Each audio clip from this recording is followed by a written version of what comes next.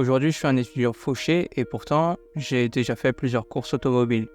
Et je dois être sûrement comme toi qui regarde cette vidéo. T'es né dans une famille de classe moyenne qui gagne pas assez pour se dire riche, mais qui gagne trop pour se dire pauvre. T'as un membre de ta famille qui est passionné de voiture et qui regarde des GP de Formule 1 de temps en temps. Et t'as voulu essayer, t'as voulu regarder, et t'es tombé dedans, t'as été piqué. T'as commencé le karting, t'as essayé le sim racing et tu t'es renseigné pour savoir comment devenir pilote en tapant sur Google comment devenir pilote automobile. Parce que t'as ce rêve ou t'as eu ce rêve de devenir pilote. Mais tu t'es heurté à un mur et ce mur, c'est les gens. C'est ceux qui te disent que c'est pas un vrai travail, que c'est un sport de riches, qu'il y en a très peu qui réussissent et que si t'es pas riche, de toute façon, tu peux pas y arriver. Et tes recherches l'ont confirmé. Quand tu vois qu'une école de pilotage, c'est minimum 50 000 €, tu te dis peut-être que ces gens ont raison, finalement. Et si tu te reconnais dans cette histoire, on est pareil. Mais j'ai découvert qu'on pouvait quand même accomplir ce rêve, même si on n'a pas d'argent, même si on n'a pas de contact. Tu n'iras peut-être pas en Formule 1, mais tu pourras dire à tes enfants un jour que tu as été pilote. Ce que je vais te présenter là, c'est 5 moyens, 5 alternatives pour pouvoir rouler dans une vraie voiture de course à moindre coût. Il n'y a aucun secret. Ces 5 alternatives, je les ai trouvées en faisant des recherches sur Google, sur Facebook, sur Insta et même sur YouTube.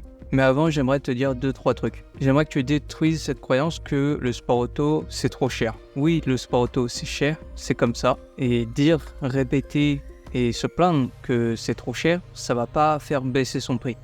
Dire que le sport auto, c'est trop cher, c'est une excuse pour ne pas agir, pour ne pas être proactif et pour ne pas faire de recherche pour trouver des solutions alternatives. Quand on se dit qu'on fera jamais rien dans ce sport parce que on n'a pas d'argent, c'est se fermer beaucoup de portes.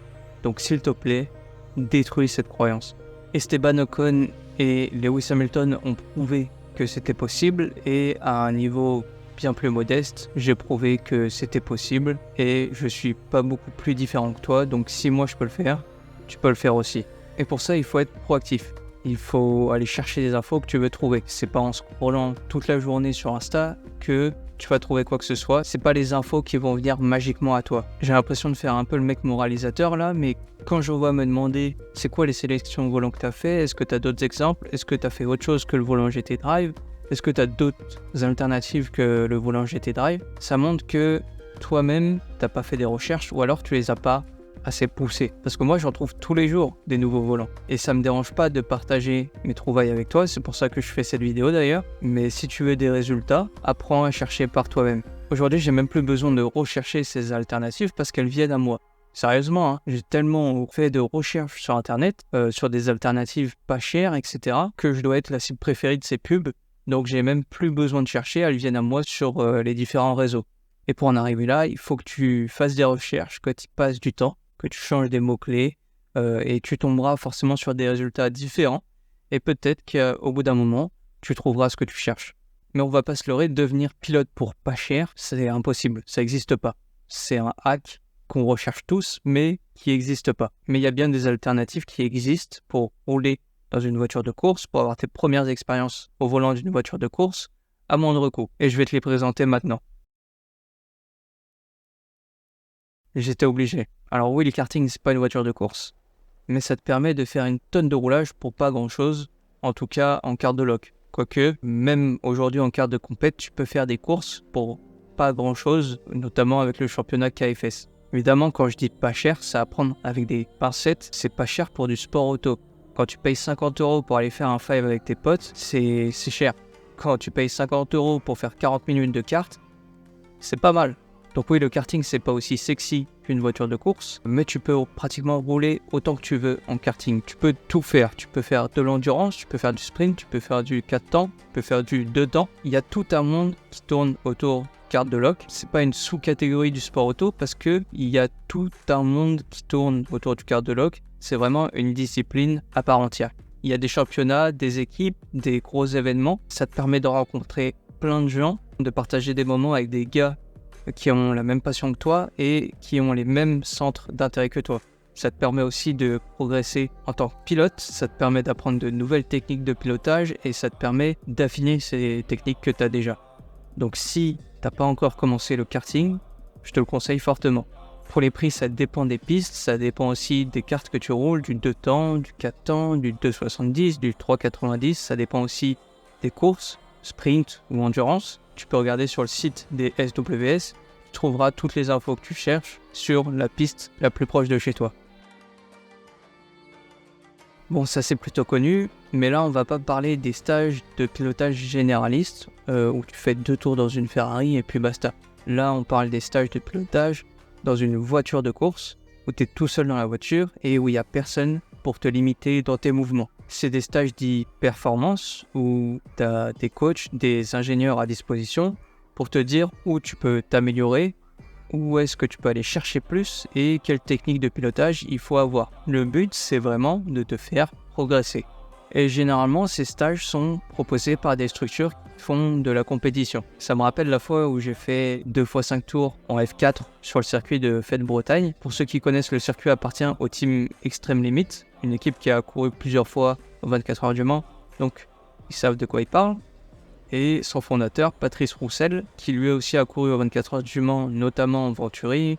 Il était là pour nous regarder ce jour-là. Et je me rappelle, à la fin de la première session, il est venu me voir et il me dit « Ok, c'est bien, tu as une bonne technique de frein, mais tu tapes pas assez dans les freins. Ton entame de frein, elle est trop douce. » Et en gros, il me disait qu'il fallait limite que je donne un coup de pied dans la pédale de frein à l'entame et après faire le freinage dégressif. J'ai dit « Ok ».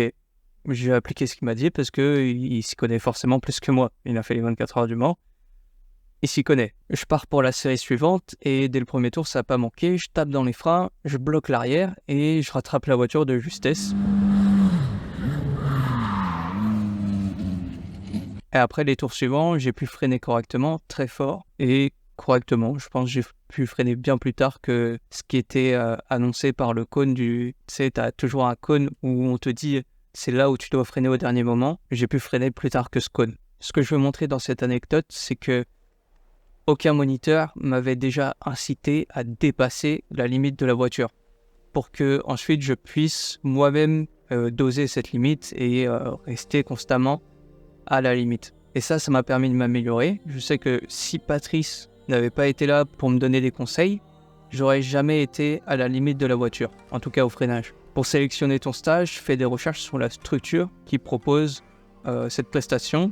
Regarde les avis, regarde les vidéos YouTube s'il y en a, et si tu n'habites pas trop loin du circuit, ça vaut peut-être le coup de se déplacer pour voir comment ça se passe. Pour ce genre de stage, les prix tournent autour des 400-600 € et ça peut même aller jusqu'à 1000 € pour les options avec plus de temps de roulage.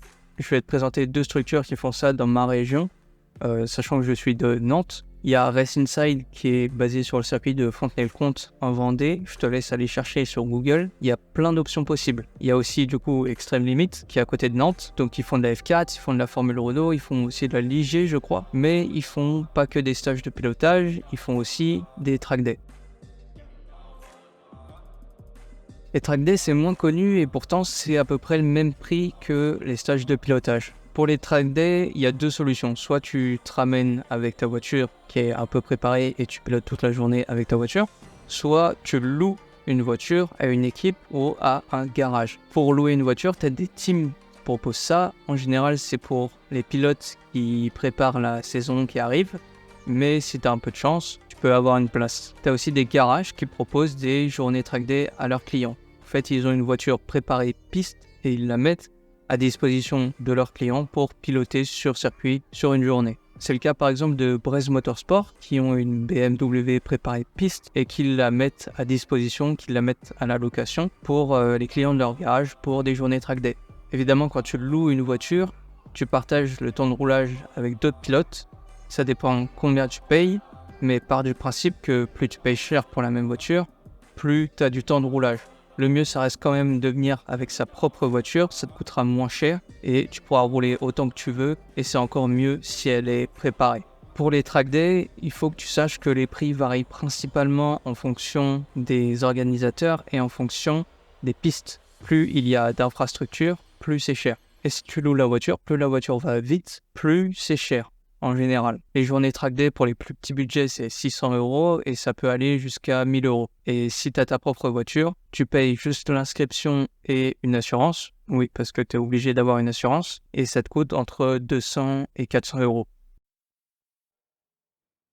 Ok, là c'est un truc que j'ai jamais testé, mais l'offre paraît intéressante et cette option c'est pour ceux qui peuvent pas attendre et qui veulent faire la course maintenant. La Funboost c'est un week-end de course regroupé sur une seule journée, comme ça pas besoin de payer l'hôtel. Tu as une voiture préparée spécialement pour des petites courses d'une heure et tu partages le temps de roulage avec 2 autres pilotes. Donc tu as 20 minutes d'essai et tu as 2 fois 20 minutes de course sur le circuit club de Manicourt. Je dis tu as 2 fois 20 minutes de course parce que tu as 2 courses d'une heure à faire.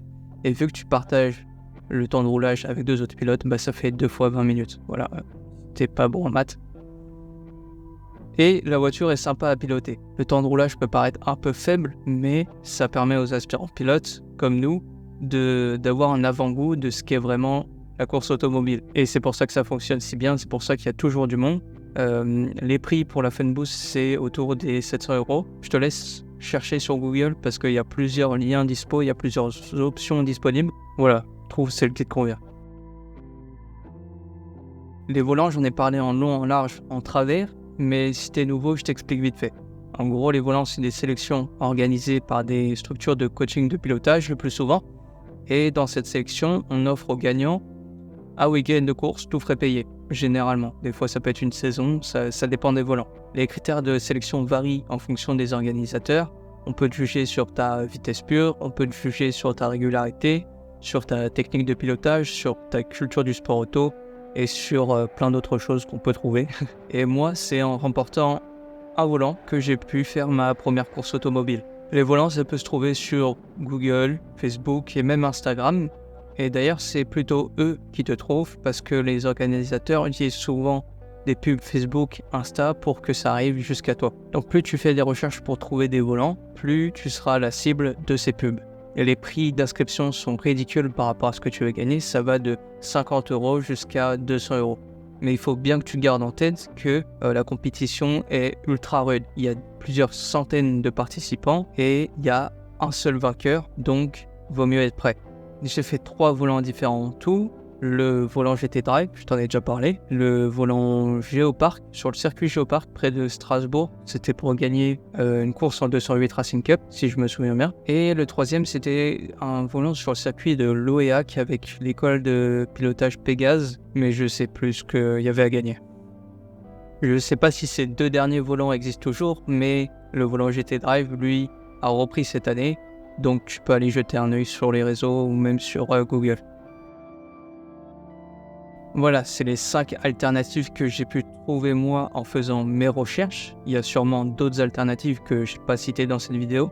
Si tu en as, n'hésite pas à commenter cette vidéo en le partageant. Ça peut servir à moi et ça peut servir surtout à tous les gens qui regardent cette vidéo, qui sont intéressés par le sujet. Mais en tout cas, je suis clairement pas un expert, donc ne prends pas tout ce que j'ai dit pour acquis. Comme j'ai dit, il faut que tu fasses tes propres recherches autour de chez toi. Trouve des solutions par toi-même pour rouler pas cher.